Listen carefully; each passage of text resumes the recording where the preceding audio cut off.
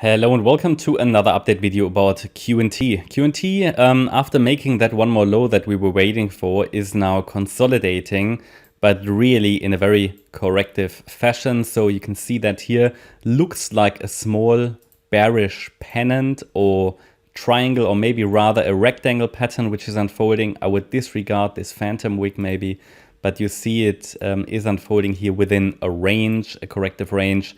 This typically would, it could even turn into a descending triangle. This typically would suggest further continuation to the downside. As you know, we're tracking currently a C wave to the downside in wave 5. It could get one more low easily. This might just be a wave 1, 2, 3. This a wave 4 triangle, one more wave down to complete this. But bear in mind that the trend is going to be down as long as price stays below the B wave high at $101.60. This would be the very first and early signal that something is changing on this chart. Yeah, bear in mind we have arrived where we needed to arrive. Yeah, we've made those lower lows that we were waiting for. My ideal target is still $80, and this structure can easily extend to the downside. For example, this ABC structure I'm tracking can easily unfold into a WXY structure. So the first ABC might be the wave W, then we get an X wave high and the Y wave down. Yeah, it can just be a complex correction, which you often get. Like ABC could just be the wave W, then we get an X wave and a Y wave, ABC. Yeah, and that could take us down to the $80 level. Therefore, I keep my focus still on lower against the key last swing high, $101.30, the B wave high. That breaking above that level is typically the first, not confirmation, but the first indication signal that things are turning around. It's a very reliable signal, but of course nothing is for certain. And it also will depend on the structure, how this level is broken. If it's only in a corrective move, I would probably still expect lower levels. But for now, anyway, we're not even close. Yeah. So the focus remains on the downside. We have next support at this trend line. It's just consolidating above it.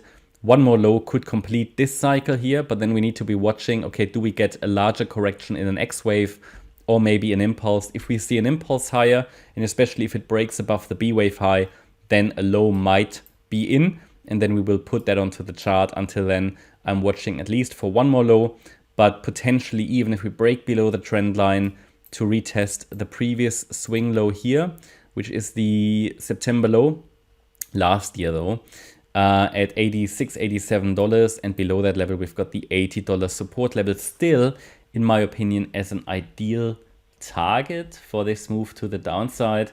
And then we need to watch how the price is reacting to that level.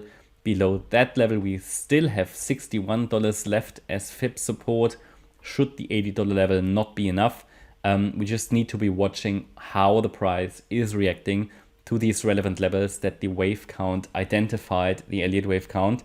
And if we see an impulse, then we can start to track higher. Until then, I think it is wise to remain focused on the downside. It's been trolling support. It's sort of been manifesting itself below the previous support range here, which I highlighted in red now, which is basically now resistance. So that's certainly not bullish. And therefore the trend is still down, and we've arrived where we needed to arrive, but still with plenty more downside potential. And I currently expect further continuation of the trend.